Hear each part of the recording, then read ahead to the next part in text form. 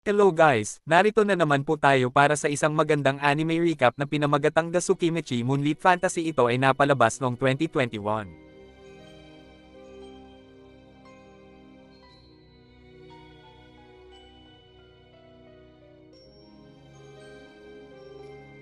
Pinaliwanag ni Tsukuyomi sa Japan na ang mga kakayahan ni Makoto ay pinagbawal sa modernong buhay. Ngunit sa bagong mundo siya pala ay makapangyarihan at malayang gawin ang anumang gusto niya. Pagkatapos ng 3 araw na pagtawid sa wasteland, iniligtas ni Makoto ang isang batang orc na pinangalan ng Emma mula sa isang two-headed wolf monster na pinatay niya, patunay sa kanyang bagong nahanap na lakas. Natutong mag-aral ng magic si Makoto pagkatapos niyang dalhin siya sa kanyang nayon. Nagpa siya si Makoto na tapusin si Shen, isang napakalaking dragon na gumagawa ng mga ilusyon gamit ang ulap. Ikinulong ni Shen si Makoto sa isang ilusyon ng masayang alaala, ngunit pagkatapos niyang tingnan ang iba pa niyang mga alaala, siya ay nalunod sa kanyang mga alaala sa Japan. Pinasag ni Makoto ang ilusyon at nabigla siya nang mag-alok si Shen na maging familiar niya sa kondisyon na pumirma ng kontrata sa kanya. Nag-transform si Shen bilang isang magandang samurai girl na naghihintay sa kung ano ang gagawin ni Makoto sa hinaharap. Itineleport niya si Makoto sa isang alternate universe kung saan siya regular na naninirahan, bagamat ngayon ay parang katulad lang ito ng kanayunan sa Japan. Sinabi ni Makoto sa orcs na tinalo niya si Shen at inimbita sila na manirahan sa kanyang dimension na pwede na ngayon para sa pagsasaka. Patuloy na pinapanood ni Shen ang mga alaala ni Makoto sa telebisyon, ngunit hiniling niya na alamin nila kung paano gumawa ng telebisyon kung saan maaari niyang panatilihin ang kanyang mga alaala. Sinabi ni Tsukuyomi kay Makoto na ang kanyang mga magulang ay ipinanganak sa planetang ito bago pumunta sa Japan, kaya pinili niyang matuto patungkol sa kanila. Pumasok si Shen na may kasamang sugatang dwarf na nagpapakita na ang kanilang dimension ay inatake ng isang gagamba na kilala bilang ang Black Disaster, na sinumpa ng walang katapusang pagkagutom at kinakain ng kahit ano. Nagawa ni Makoto na matanggal ng buo ang gagamba, ngunit ang nilalang ay muling nabuhay at nag-collapse si Makoto. Sinubukan niyang makialam, ngunit sinabi ng gagamba na nasiyahan siya sa naiparamdam sa kanyang labis na malakas na pag-atake at ninais na manatili kay Makoto ng walang hanggan. Sa kabila ng kawalan ng malay ni Makoto, pinayuhan ni Shen na gumawa ng kontrata ang gagamba kay Makoto para siya ay magkaroon ng sariling katawang tao, at pumayag siyang isagawa ni Shen ang seremonya. Nang magising si Makoto, nadiskubre niya na mayroon siyang bagong magandang babaeng familiar na nagbigay sa kanya ng kilabot. Pinalitan ni Makoto ang pangalan ni Shen bilang Tomo at pinangalanan ang gagamba na Mio bilang tugon sa pakiusap ni Shen para sa isang personal na pangalan. Napagtanto ni Makoto na nag-recruit sina Tomo at Mio habang siya ay walang malay, at ang kanyang nayon ay napuno na ngayon ng mga orcs, dwarfs, beast lizards at humanoid spider. Nang bumalik si Makoto sa totoong mundo, sumalubong sa kanya ang isang grupo ng mga tao na gusto siyang atakihin. Napakatindi ng magical aura ni Makoto, nagpatuloy si Tomo dahil napagkamalan siya ng sangkatauhan na isang Dark Lord. Pinag-aaralan ni Makoto ang wika ng tao sa loob ng maraming buwan, at pinagagawa niya ang mga dwarf ng mga bagay para itago ang kanyang aura. Pumasok sila sa pamayanan ng tao sa ilalim ng pagdidisguise bilang mga mangangalakal at nag-enroll sa loob ng Adventurers Guild. Sina Tomo at Mio ay naitala bilang 4 na beses na mas malakas kaysa sa susunod na pinakamalakas na adventurer, samantalang si Makoto ay nag-rate ng level 1 na mas mahina kaysa sa isang paslit dahil sa pinigilan niyang aura. Nabalitaan ni Tomo na ang isang dragon na kilala niyang si Lancer ay pinatay ni Sofia Bolga, isang adventurer. Sinabi ni Makoto na ang mga presyo ng mga bilihin ay hindi pangkaraniwang mataas at ang mga tao ay nagsimulang sumunod sa kanila. Naghanda si Tomo na ipagtanggol ang kanilang kariton laban sa isang night attack.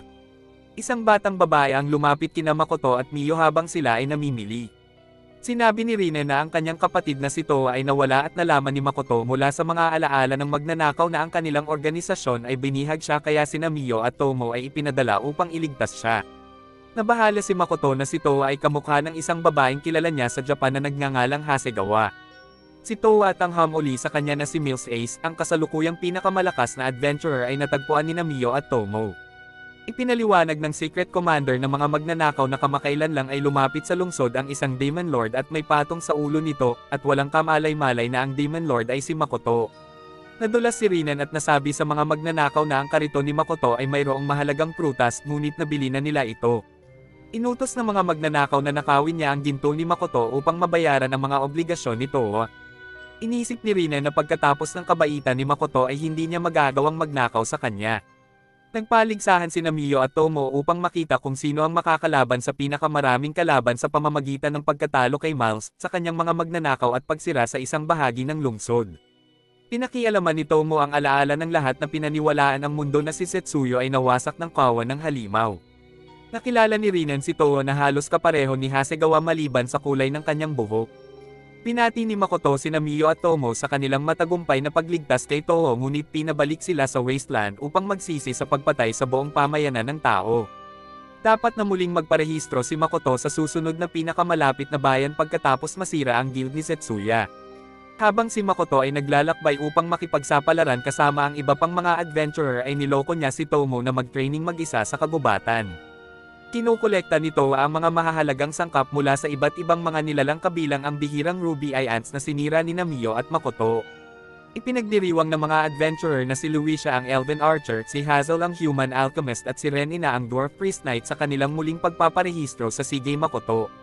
Nagpasya si Makoto na ibenta ang Ruby Eyes sa Rembrandt Trading Company, ngunit binalaan siya ni Toho na ang Rembrandt Trading Company ay may masamang reputasyon.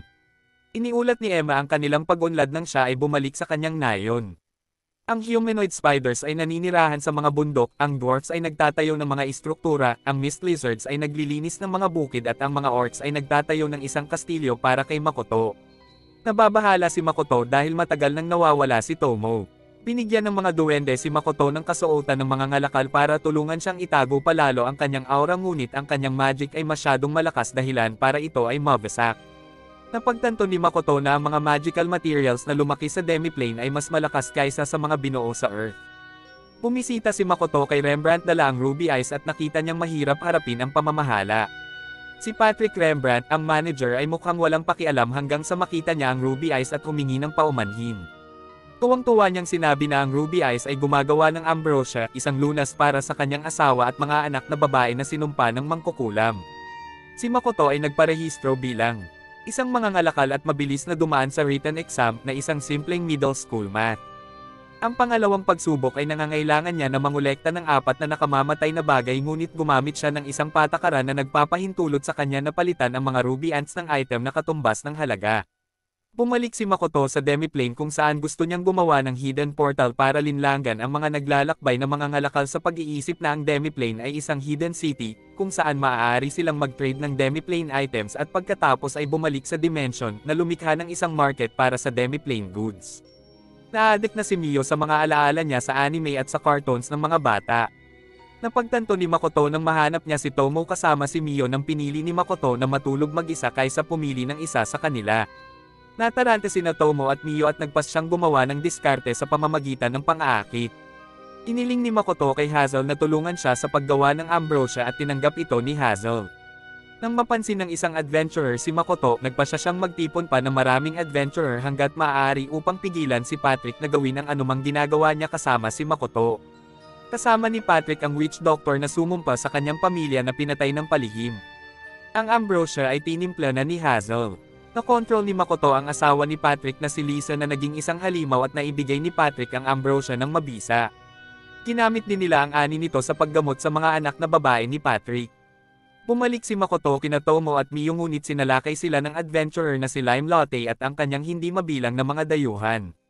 Sinabi ni Lime na gusto lang niya ang sleeping curse na inilagay kay Lisa at sa kanyang mga anak bilang paghihiganti para kay Patrick na pumipigil sa mga adventurer na hindi nasisiyahan sa kanya sa paghahanap ng trabaho. Marami sa kanila ang namatay ng maglaon dahil sa paglalakbay na masyadong mapanganib para sa kanila at wala siyang ideya kung bakit sila talaga isinumpa ng witch doctor bilang mga halimaw pagkatapos talunin ang lahat ng 200 kalaban. Humingi ng paumanhin si Lime kay Patrick na pumayag na mabuhay siya at tinapos ni Lime ang kanyang paglalakbay bilang isang adventurer. Inalok ni Tomo si Lime ng isang katana na ginawa ng mga duwende at ni-recruit siya para mag-espia para sa kanya matapos niyang makita sa alaala ni Lime na ibinalik niya ang kanyang sahod sa orphanage kung saan siya lumaki. Samantala sa kabila ng kanyang pasasalamat kay Makoto, pinag-iisipan ni Patrick kung paano tutugon sa desisyon ni Makoto na bumuo ng isang nakikipagkompetensyang trade farm. Ang mga warriors sa tribo ni Makoto ay nawala ng pag-asa pagkatapos makipagkalakalan at natuklasan ni Makoto na siya ang may kasalanan dahil sinubrahan niya sa kanila sa ang pagsasanay na naging sanhi ng pagkawala ng kanilang tiwala sa sarili. Kinikilala din niya na ang iba't ibang mga species ay hindi nagsasanay ng magkasama. Dahil dito, nag-oorganisa siya ng lingguhang mga kompetisyon upang hikayatin silang pagbutihin ang kanilang sarili at ang bawat isa. Si Makoto, Mio at Tomo ay muling nagparehistro bilang mga explorer at naatasang magsanay ng isang kapalit para kay Lime Lotte. Si Towa ang pinili ni Makoto kahit na nag-aalala si Tomo dahil kamukha ni Towa ang babae mula sa Japan at natatakot siyang pagsisihan ni Makoto ang kanyang dating buhay. Inilagay ni Tomo si Towa at ang kanyang grupo sa isang mahigpit na regimen sa pagsasanay bago subukan ang kanilang mga bagong kasanayan sa pamamagitan ng pag-utos sa kanila na labanan ng isang pugad ng 100 ape monsters na nagpapakita na sila ang may kakayahan bilang maging adventuring team. Nagpa siya si Makoto na kumuha ng mga ambrosia blossom na siyang mga bulaklak na kinakain ng mga ruby ants at nagpapahalaga sa kanilang mga mata. Nagpa siya din siyang magrenta ng isang tindahan mula kay Patrick na napagtanto na gusto ni Makoto na magrenta kaysa bumili dahil ang pagbili ay magdadala sa atensyon ng kaharian ng Seagate sa kanya na hindi gustong gawin ni Makoto. Pumayag si Patrick na maghanap ng negosyo para kay Makoto sa isang neutral city na hindi kaanib ng anumang kaharian. Nagbukas ang negosyong pangkalakal ni Makoto at ang nayon ay nagdaraos ng isang party upang magdiwang. Natuklasan nila ang mga bulaklak ng ambrosia sa outside world ngunit pinili nilang huwag kumuha ng anuman dahil binabantayan sila ng mga duwende. Sa pagsasanay sa archery, napansin ni Mio at Tomo na madalas na nanghihina si Makoto. Nang inalis ni Makoto ang kanyang mga iniisip para tumuon sa layunin, nalaman ni Tomo na hindi niya sinasadyang sumanib sa paligid at mamatay sa loob ng ilang segundo na nagbibigay ng hinala kina Tomo at Mio na siya ay nagpakamatay. Dahil dito ang kanyang mana ay tumaas sa level ng isang Diyos. Kung magpapatuloy ito, ang Diyosa na nagpatapon sa kanya sa wasteland ay ituturing siyang kalaban at tatangkain siyang patayin. Nang bumalik si Makoto sa mundo ng mga tao ay sinalubong siya ng isang prostitute at nilayo siya ng galit na sina Mio at Tomo.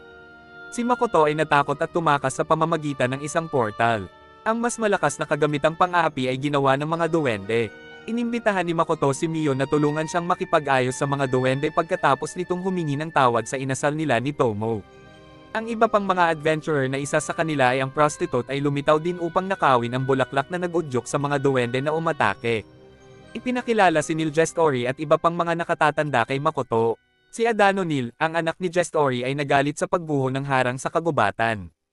Nakatagpo ni Makoto si Ares Master Mondo na isang malakas at nakakatakot na mandirigma.